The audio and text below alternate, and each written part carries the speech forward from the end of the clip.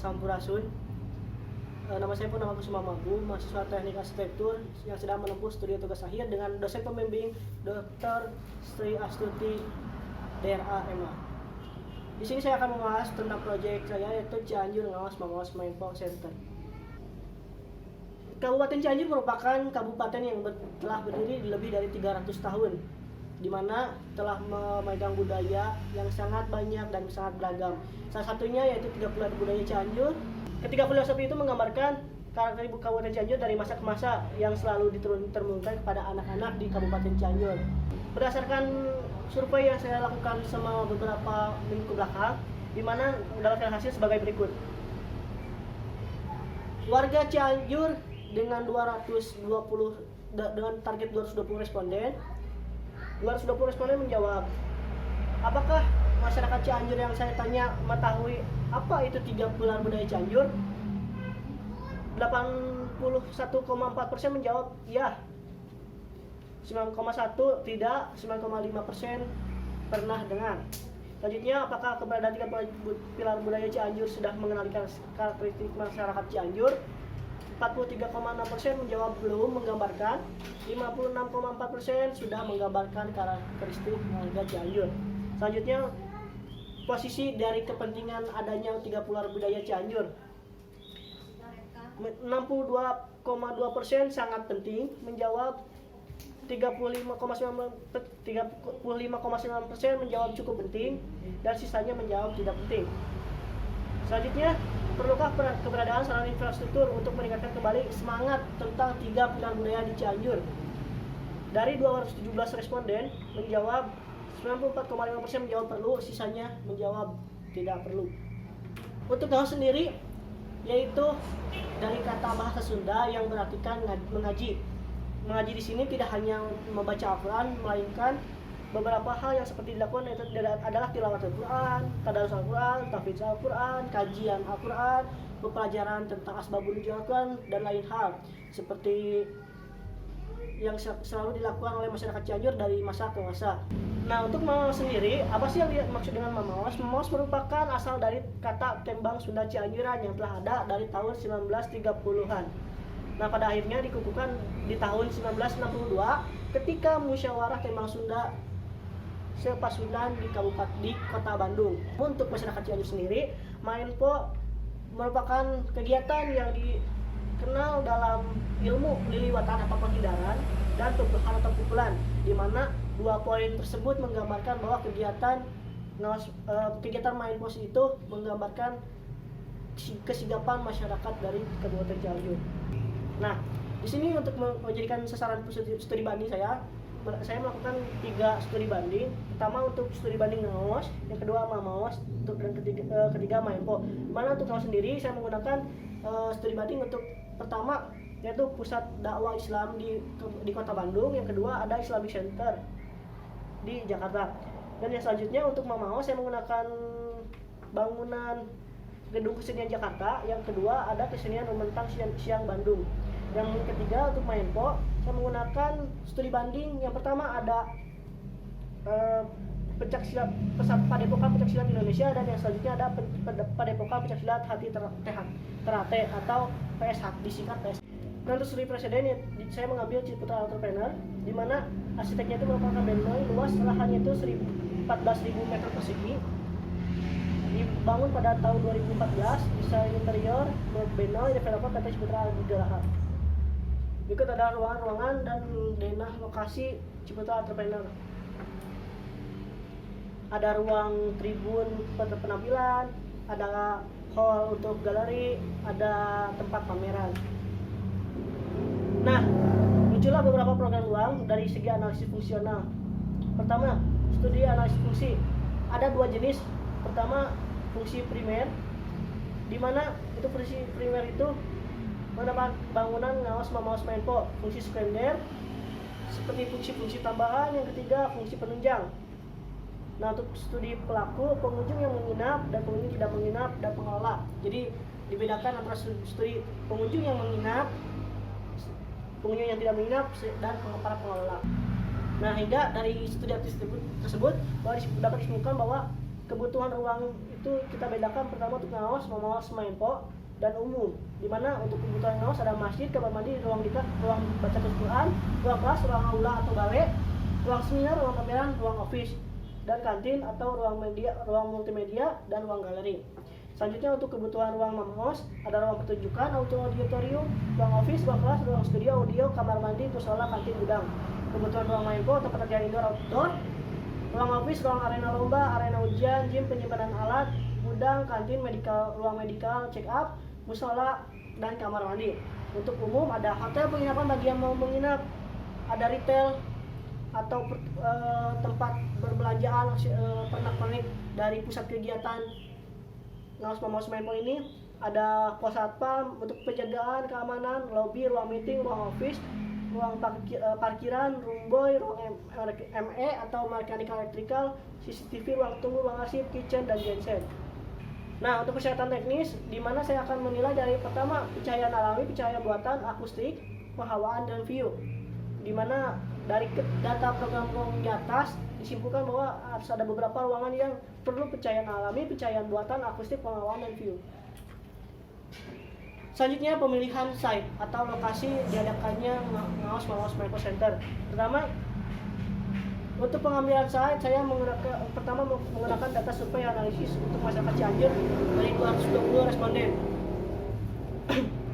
155 responden memilih lokasi pusat kota atau kecamatan Cianjur dekat dengan alun-alun Cianjur.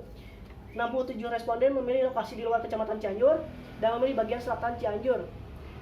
Untuk lebih dari 69% memilih lokasi perencanaan pusat kerja Cianjur berdasarkan di pusat Cianjur dekat dengan alun-alun dan fasilitas umum lainnya.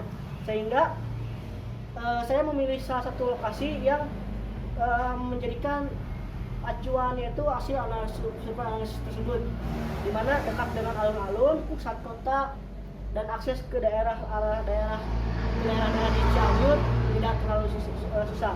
Di mana terpilihlah salah satunya adalah lokasi Pos Cokroaminoto, di mana dekat dengan pusat alun-alun, di pusat kota, akses ke luar kota dekat, ke setiap daerah-daerah juga mudah.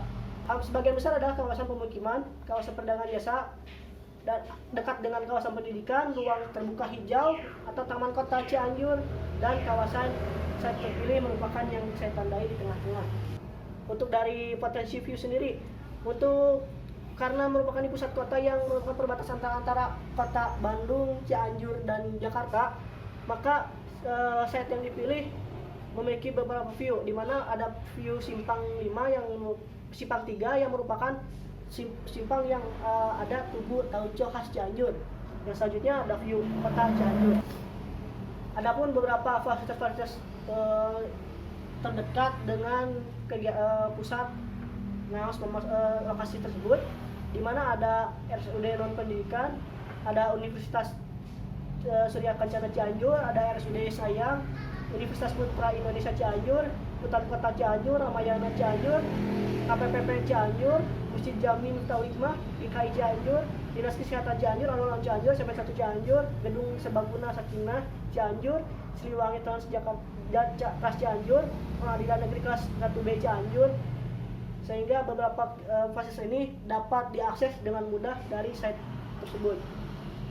Nah, untuk orientasi tapak sendiri, pertama untuk dari arah utara merupakan Jalan Nasional 3, untuk dari arah timur merupakan Jalan Pos Cokroaminoto, yang dimana merupakan sama-sama jalan pusat arteri di Kabupaten Cianjur.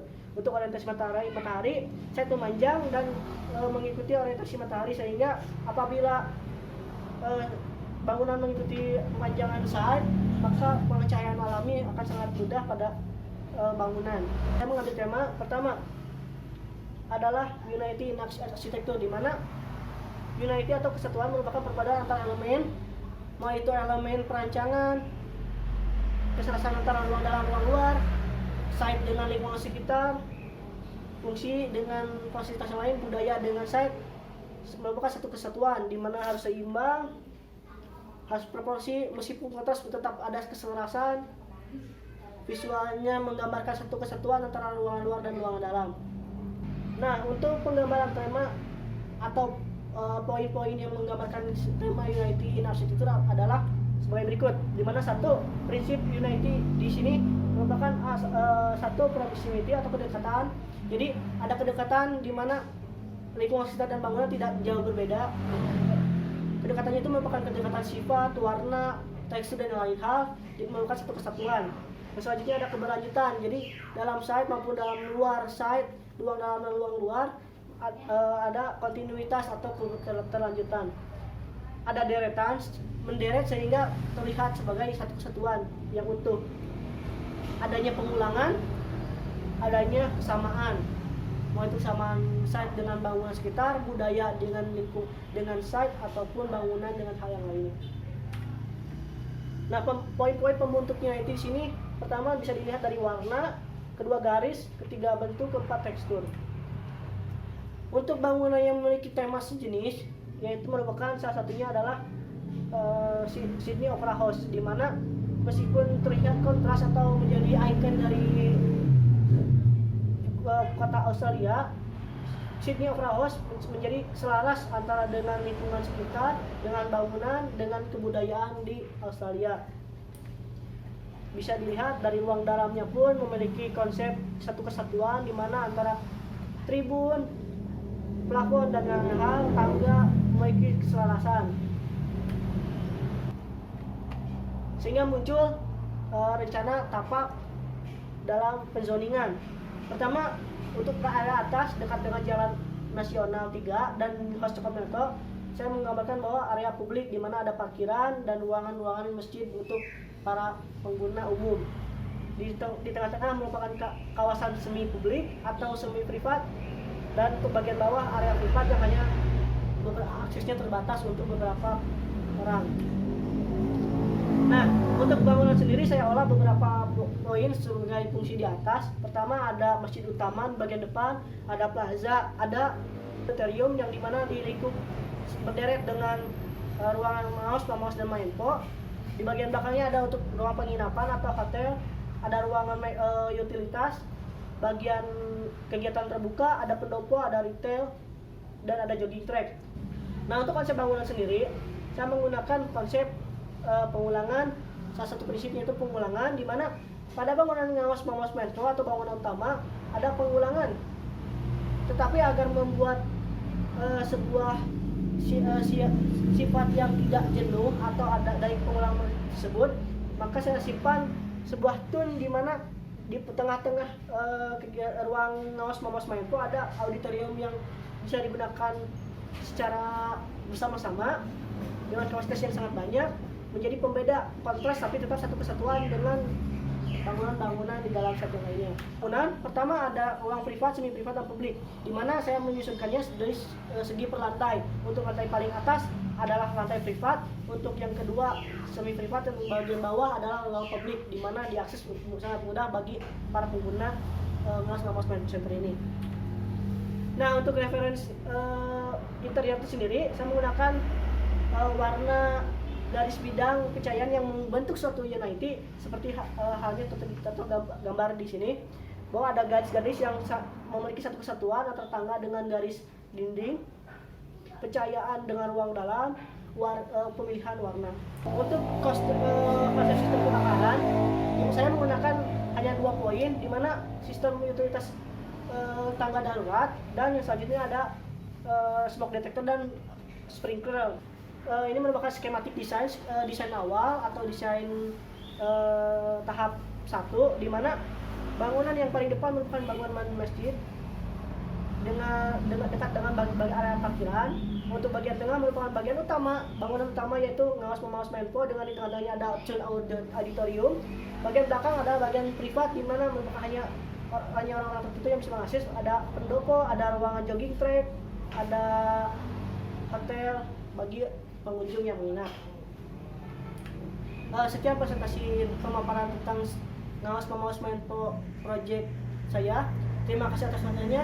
Assalamualaikum warahmatullahi wabarakatuh. Sampurasun.